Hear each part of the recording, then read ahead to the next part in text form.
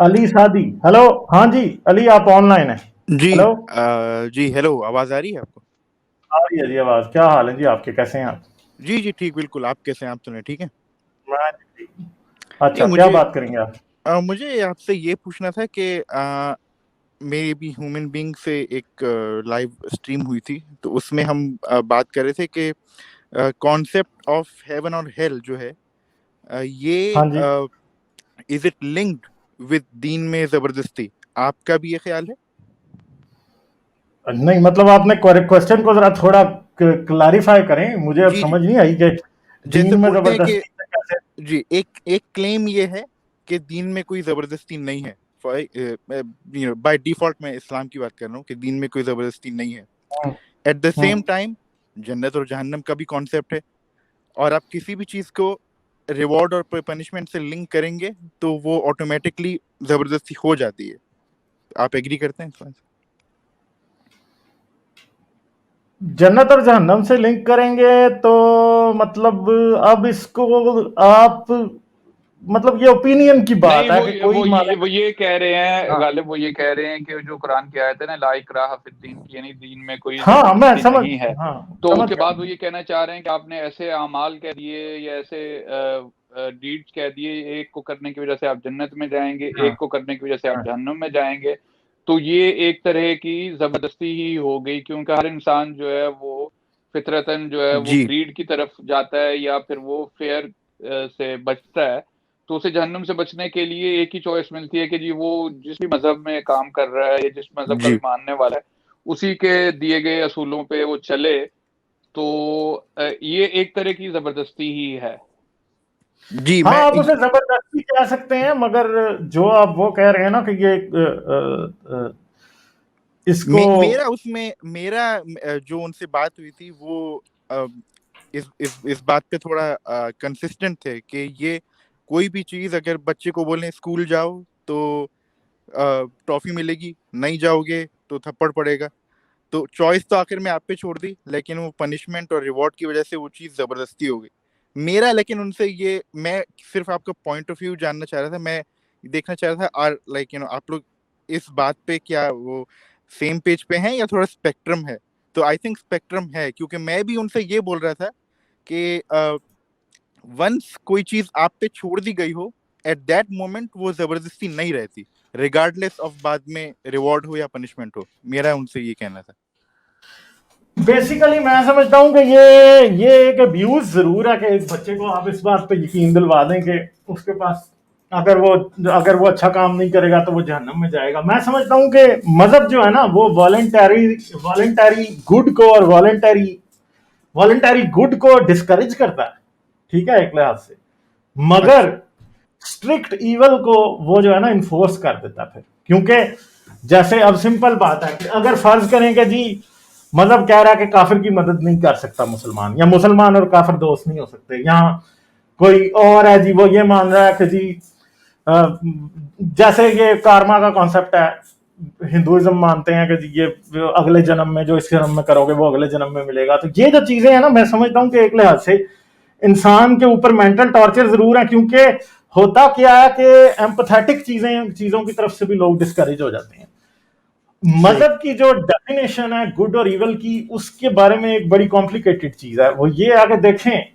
एक होता है जनरल गुड।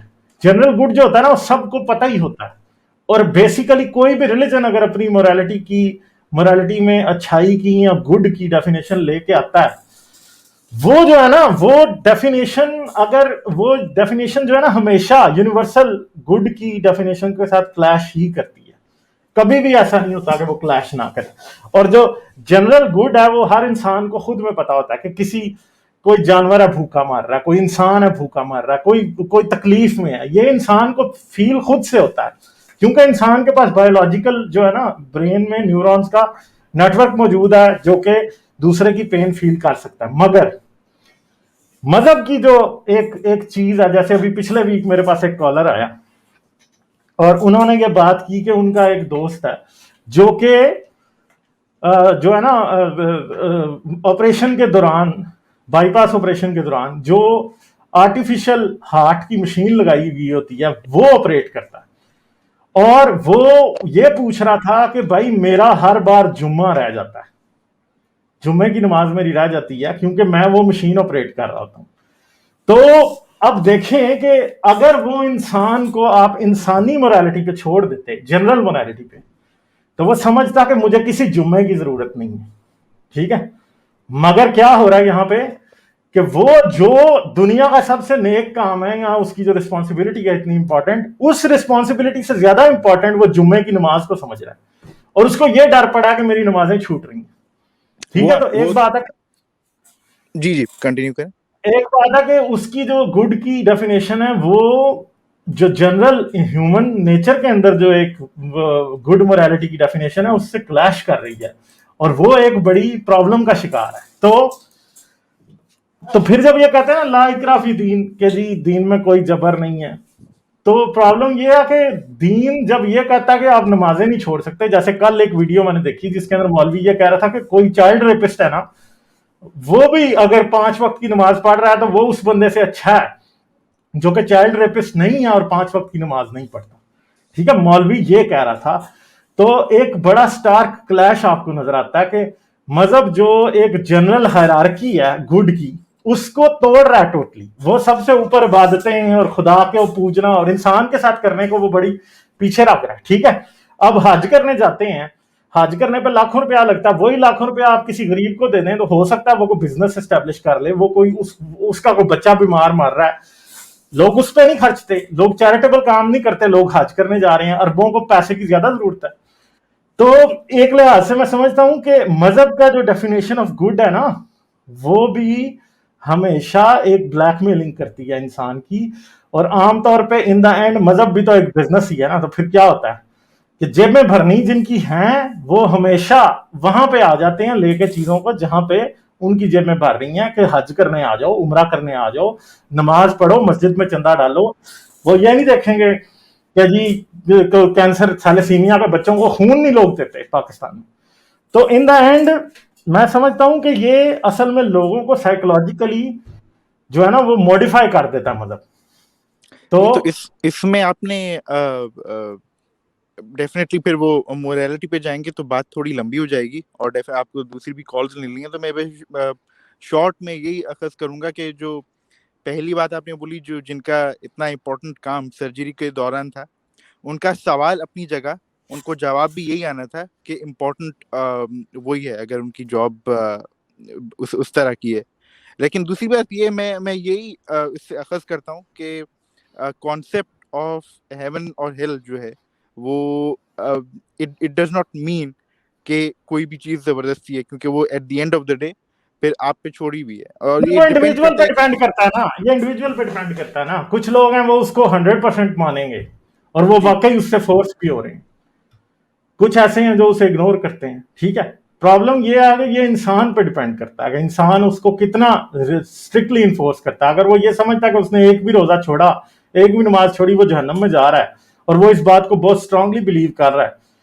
یہ بیسیکلی ان دا اینڈ اس بات پہ ہے کہ لوگ کیا سمجھتے ہیں, کیا انسان کی جو موریلٹی ہے وہ ریلیجسلی فکسڈ ہے, یا پھر وہ اس کے پاس ایک سیکولر موریلٹی بھی ہے, اس کے پاس ایمپتھی کتنی ہے. کیونکہ میں سمجھتا ہوں جس آدمی کے پاس ایمپتھی ہوتی ہے وہ مذہبی موریلٹی کو اگنور کرتا ہی کرتا ہے.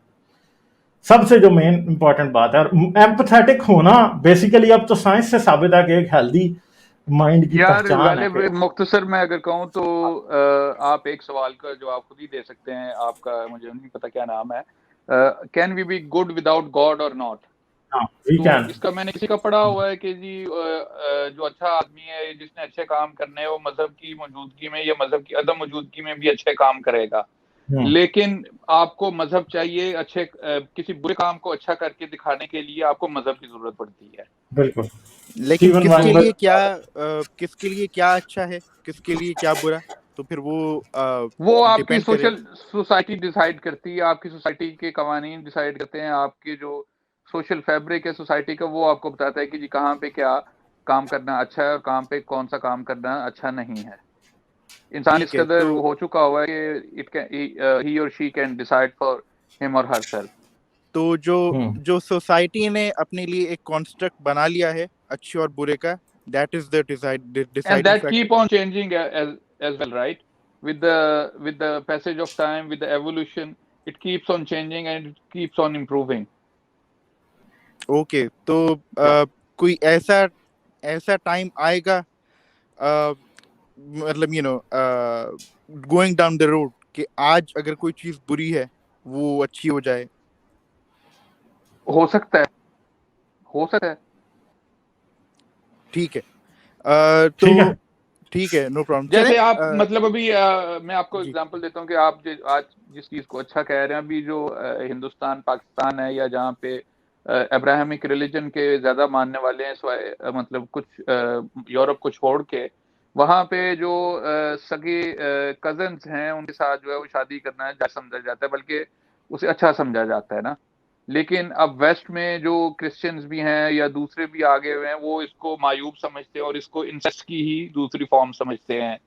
तो आप देख रहे हैं कि ये एक तरह से ये एवोल्यूशन ही हुई है कि जो उन्हें आहिस्ता आहिस्ता समझ आ गया कि जी ये बायोलॉजिकली भी ये काम जो है वो दुरुस्त नहीं है।